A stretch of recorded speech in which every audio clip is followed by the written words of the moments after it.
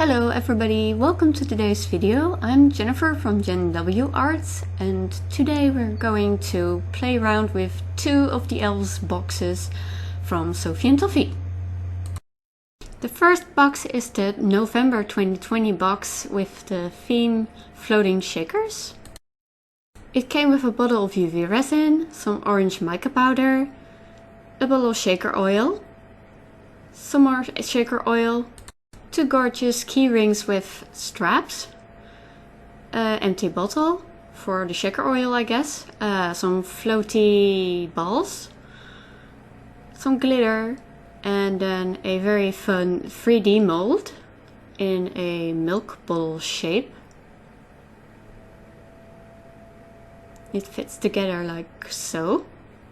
And then a smaller kind of bottle that's the same way. And a fishbowl and tiny fish molds. And then finally some white gel UV resin. This was the December blow up box. It had no project, so that's why I decided to use it together with the November box. It had some gummy resin, some holographic glitters, and this is gold foil, 5 sheets, some dried flowers, a little pot of chameleon powders and holographic powders, a matte sealer, UV resin, a UV varnish, gloss, some glitters, and tiny little polar bear figures, and then a whole bunch of rhinestones and the like. I will be doing two projects today with the materials from both boxes. The first one will be a shaker keychain charm. I picked the milk bottle mold for the first project and started by coloring the mold with the chameleon pigments, which are super pretty by the way. Then according to the instructions in the booklet, I poured some UV resin in each of the halves and swirled it around to make sure the resin got in every crevice of the mold. Then I placed the molds together with both cured halves still inside and poured another layer of UV resin in and gave it another swirl before curing it. This extra layer would make the bottle wall stronger and would glue the two halves together. At the end I wasn't pleased as it came out quite botched, so I decided to move on to the fishbowl mold for the second project. This time I put the mold together and poured UV resin in, swirling it around and then cure it. This one failed too because at the top some places were not filled with resin. After a couple of tries I got a decent cast for each object. For each project I needed a bunch of fishies, so I colored the fish mold with chameleon powder and one with the golden holo, then mixed some UV resin with the orange pigment from the November box and filled both halves. I cured one half, then placed it on the uncured half to cure them both together to get a 3D fish. I did the same with the larger fish mold, but then with black pigment mixed into the UV resin instead. And here is my little army of cute tiny fishes. Now I need something to adhere my fishes to inside the bottle, so I decided to create a magical flower. I took a mold that had a twig in it and put some colored UV resin in it. This had to cure a lot longer because the mold isn't transparent and is actually meant for epoxy resin, but it worked somehow. Then for the flower petals I used colored wire to shape each petal and then dipped it in UV dip resin and quickly cured it on a UV light after each dip. The resin stays tacky after curing, so I could place the fairy glitter on each of the petal and then later on sealed each petal off with normal UV resin. This takes care of the tackiness too. I then joined all the petals together to create a flower. I added a rhinestone at the center of the flower to give it a heart. Then I glued the flower and the stem leaves onto the stem with UV resin. The whole thing is glued on top of the bottle's bottom, which I will add to the bottle later. Then when the flower is put together, I glue two of the 3 fishies on each side of the flower as if they are chasing each other around the flower. Then lastly I coat the base with the UV sealer and sprinkle star sand on top of it and then cure it under UV light. The star sand was from a previous box. Then I added glitter inside the bottle and then placed the whole thing in the bottle and sealed the rim of the bottle's bottom with UV resin. I keep a tiny hole open so I can add shaker oil inside. Once the bottle is filled, I seal the final hole with resin and we can start decorating the outside of the bottle. I started by making a bottle cap for my bottle to which I will add an eye pin. I made the bottle cap from the fishbowl's bottom mold. Its size was just perfect for it. With the bottle cap I can get rid of the seam on top of the bottle's lid. Before I glue the cap on, I cover the bottle with gold leaf and seal this with a gold leaf varnish. I also added a ribbon and a dried flower sealed in UV resin to the bottle's neck. Then I put the whole thing onto one of those gorgeous keychain straps, and that is project 1 finished. To finish the fishbowl, I took the bottom part and glued on some fake foliage and added some star sand. I glued the fish onto the foliage, then I filled the bowl with a couple of tiny marbles and then placed the bottom onto the bowl and sealed it with UV resin. Then I drilled a tiny hole on top of the bowl and filled it with shaker oil and then sealed the drill hole with resin. And that's the fishbowl completed. But the fishbowl is just a part 1 of the second project, as I want to create a scene where a kitten is interacting with the goldfish. And no fish has gotten eaten yet.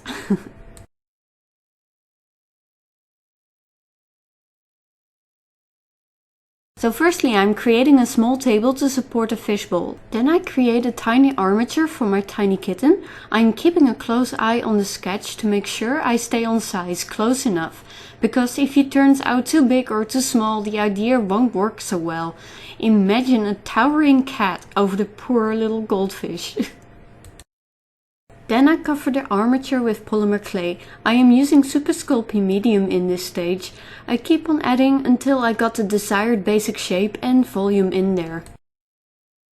I keep on going back and forth measuring my sculpture up with the sketch, just to see how much more volume I should add or lose, when I added too much.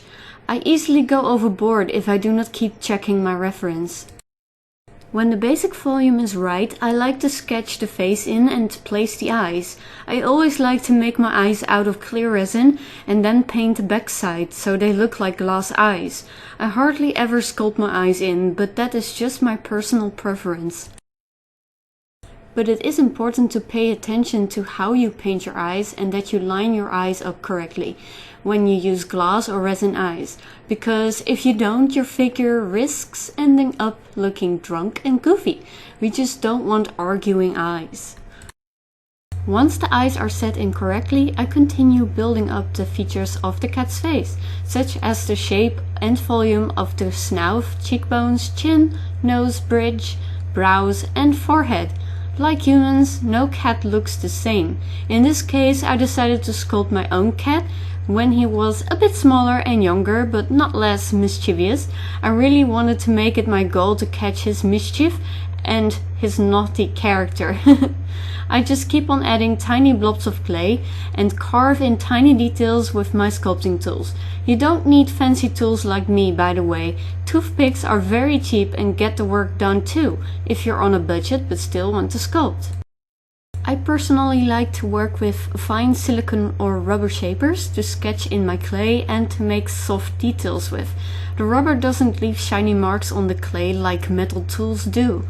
I like these large flat metal tools, which look a bit like dental tools, to get rid of seams in the clay and to smooth clay out. And lastly, I really love my mini ribbon tools to do the final details with, such as fur. But when you're a beginner, I would suggest to spend your money on good quality polymer clay before you go buy fancy tools. When I started, I just used my fingers, toothpicks and some cheap Play-Doh tools I still had laying around from my kitty days. So here you can see me using the small ribbon tool to carve in each strand of hair of the cat's fur. When carving fur, keep a close eye on reference photos to make sure you follow the natural hair growth and movement of the fur if you want it to look realistic. Otherwise your fur will end up looking very flat and harsh, maybe not even resembling fur at all.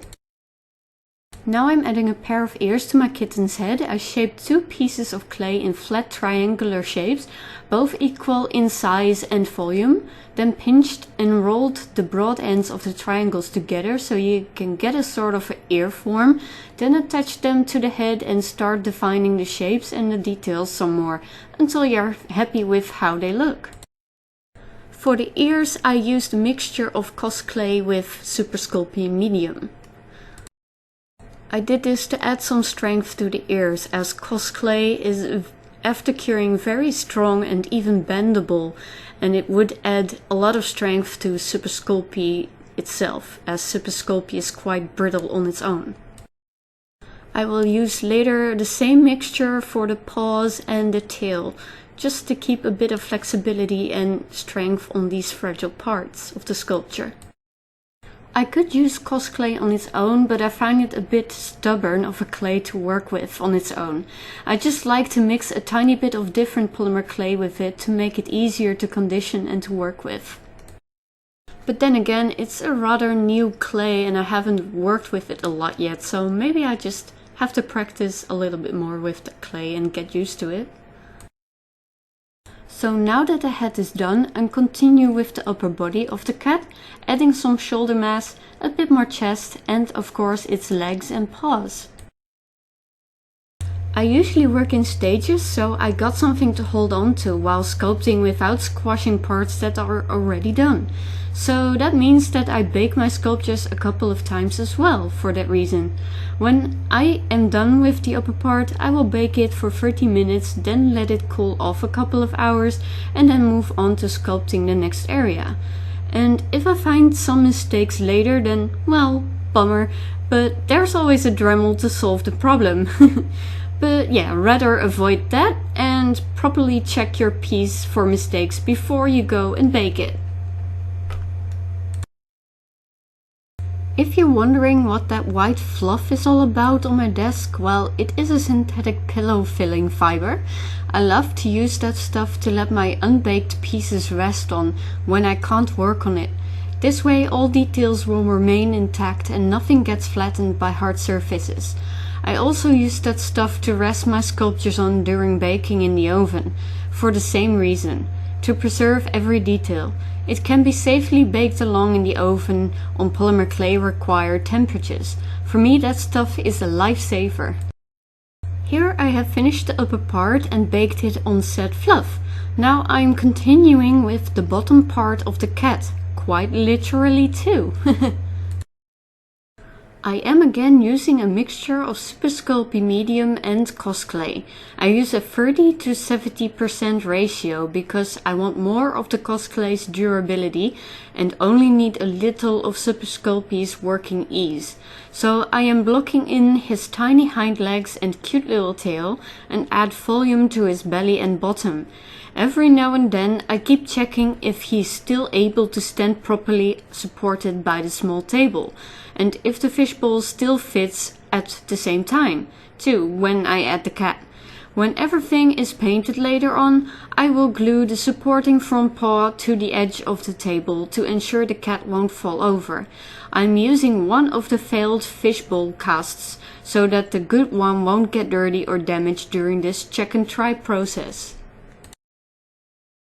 Now that everything is sculpted and cured, it is time to paint. Before I start painting, I coat my sculptures with at least 2 layers of gesso. I used the white gesso from Liquitex for the table and the cat. And then I go through my paints and pigments and pick out all the colors I want to use. I usually prefer to work with acrylic paints and pan pastel and mica powders to paint my sculptures. I usually use the acrylics for the base coloring and the fine details, and the pastels and micas for shading and special effect. With the table I started with 2 layers of a yellow ochre. This color was quite transparent, but that was okay, as it sort of left a wood texture through its transparency combined with the brush strokes. To give it a bit of an antique look, I used a transparent brown candy ink from Green Stuff World, and when all of that was dry, I colored in some of the texture details with a metallic jade, gold and copper color to give it a bit of a mosaic look. Then I gave the whole piece 2 layers of a matte varnish to protect the paint from chipping in the future. I really recommend to varnish your painted sculptures when you're done, as acrylics are prone to flake off without a protective layer covering it. The gesso underneath helps your paint to adhere to the surface you paint on, so the chance of flaking off is even smaller. Moving on to the cat, I cover it with 1 layer of titanium white acrylic paint over the white gesso layer so that the sculpture feels more smooth to the touch. Gesso has a bit of a tooth, so it feels a bit rough. Then I use a smaller brush with an ochre color to paint in the ginger markings of my cat. He doesn't have a lot of red, but the ones he got do give him a lot of character. Then I use an ultramarine blue pan pastel to add some cool shadows onto the white fur to make the white look less flat and give it a bit of depth. I do use a fixative spray in between each pastel layer to make the applied pastel permanent. Then I use the orange mica from the box to add some shine to the orange markings and pearl mica powder to add shine to the white fur. Healthy animals have soft shiny fur. It's a thing I just like to try and add to my sculptures to make them look a bit more alive. With a burnt sienna acrylic paint I add the darker markings on the ginger patches, and I add the whiskers by gluing on hairs from an old cheap paintbrush. Sadly, my memory card ran out of space during the last steps without me noticing it, so that's why it ended so abruptly. Sorry about that, but here's the finished second project. Again, I had tons of fun with these boxes and hope this video was enjoyable. Please leave me a like and hit the subscribe button if you would like to see more of my videos. And also Happy New Year! Gosh, I totally forgot.